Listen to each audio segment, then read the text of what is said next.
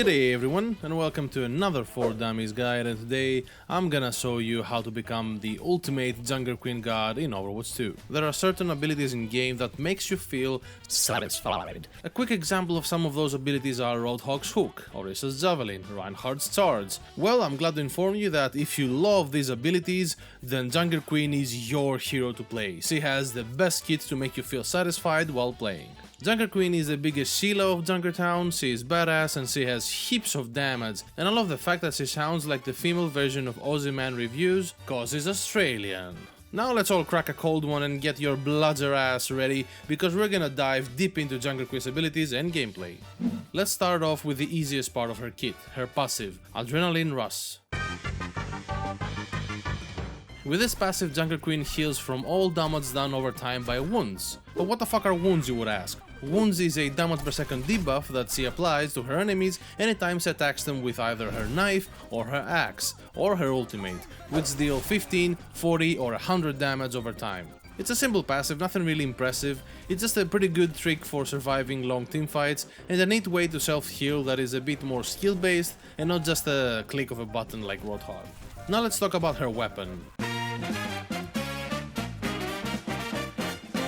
Her weapon is a pump-action shotty that fires 8 or 9 or 10 pellets and deals 80 damage on body and 160 damage on headshot if all pellets hit, and has a 6-bullet magazine. It's pretty similar to Reaper's shotties, but it does less damage up close and more damage in medium range. If you happen to be close to Junkerqueen, she can legit double pump you like all the 12-year-old kids did back in the good old Fortnite days and eat you for brekkie. Extreme sniping. So the only reason to shoot someone that is basically not close to you is to warn them that if they get closer, they're gonna get fucked. It might take you a bit to get used to the weapon's spread, range and attack speed, but honestly it's one of the easiest weapons to aim and bring value out of. And I'm talking about actually aim required weapons and not shit like Winston's Zap Pistol or Moira's Nails or Symmetra's Lightsaber.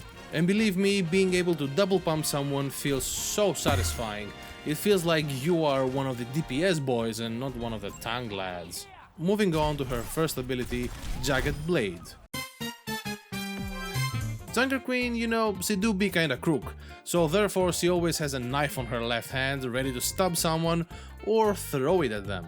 And of course her knife has a name, it's called Gracie, and it really loves stabbing and wounding enemies. Whenever you melee while holding Gracie in your hand, you deal the normal 30 damage plus 15 wound damage over time, which of course heals you because of your passive. Now the coolest thing about this knife is that you can throw it and call it back like Thor's Mjolnir. Pressing right click, you throw the knife in the direction you aim, and the knife travels for a certain distance while slowly losing height, and if you manage to stab someone, you deal 80 damage to them. And then you can call the knife back by pressing right click again, and you pull the stabbed person towards you and apply 15 wound damage to them. But you also apply 15 damage to anyone that the knife touches on its way back. This ability right here, this one, is the most satisfying ability you will find in Overwatch, hands down, and it's because of two things. First, the feeling that you get when you throw your knife, hit someone, pull him towards you and kill him in one way or another, or when you save your teammates from inevitable death because you pulled the enemy towards you, is one of the best feelings in game right now that is not an ultimate ability. And secondly, the fact that you can kill someone by throwing your knife at them reminds me of all the Modern Warfare 2 knife throw montages everyone did back in the day. And I love it, so... Let's go smash some heads! Are you lot ready for some bloodshed? I'm getting back in there! Are you sure about that? Hey yo, what the? Bloody hell!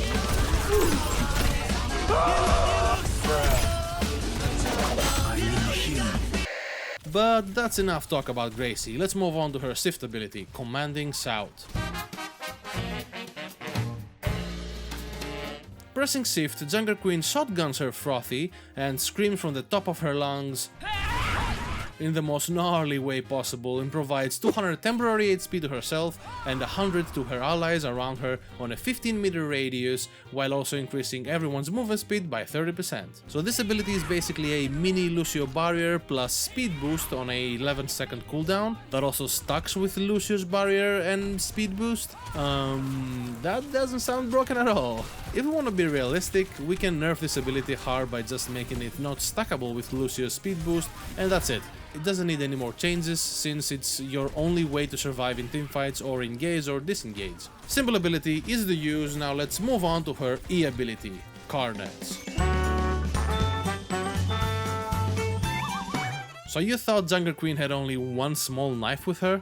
Nah man, she got the big girl on her back. Her long schlong, her meat chomper, her woodcutter.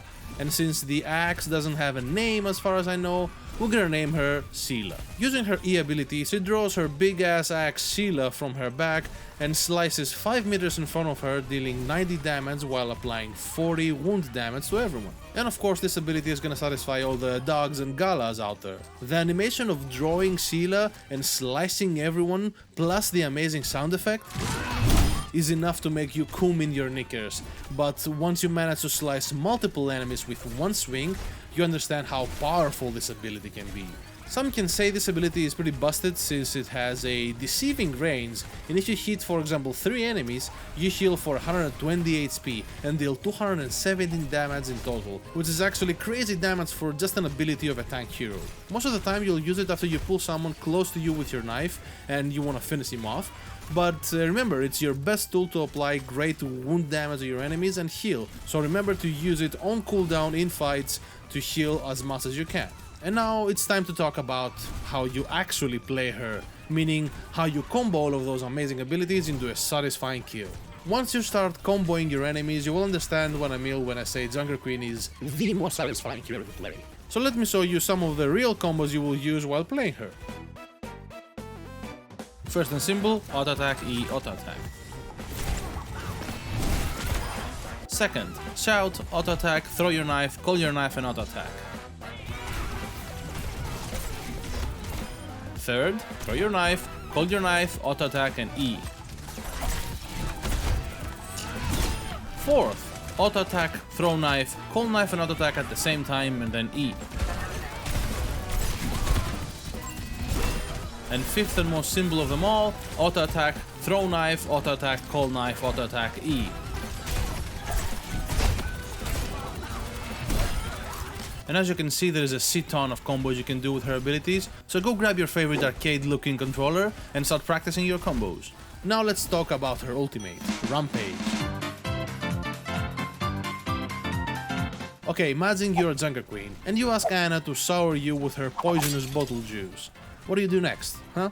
You smile, and you charge towards your enemies fearlessly. That's basically her ultimate. You swing your axe around your arm with the gravitational glove of yours like a brawly, you go "G'day dogs" and charge forwards, and whomever you pass through, you deal 100 wound damage and apply anti-heal to them. And of course this ultimate feels so satisfying once again when you manage to hit a lot of enemies, since you see them slowly die from your wound damage, while at the same time they cannot heal and you get healed a shit ton. It's the perfect ult to engage a teamfight, and when you hit 3+ enemies, it usually means you're going to win the teamfight, as long as your teammates, have their monitor on and can click their mouse and keyboard, unlike my teammates usually, which I swear play with their monitor off. And that's it, that's Junkerqueen, the Australian Queen of Satisfaction. In the second beta she was a bit overtuned, but due to her lack of protection spells outside of the temporary health gain, and the fact that she is a really skill-based hero that requires positioning knowledge and can become a monster by just buffing her numbers a tiny bit, I think she's not gonna get changed a lot for release. Probably just a few tweaks here and there to make her feel a bit smoother, and a couple of improvements on her coding to make her abilities more reliable and consistent are just enough. But that was it for today's guide. I really hope you guys enjoyed this one as much as I did when I was working on it. I'm currently in love with Junkerqueen and I hope you do too once you're able to try her out in the public beta, which is hopefully gonna happen next month. And I hope you also enjoyed this video. And if you're still watching, why don't you just subscribe if you like this type of content, and of course like the video since it helps a lot. Anyway though, love you guys, thanks for watching, and I'll see you in the next one. Peace.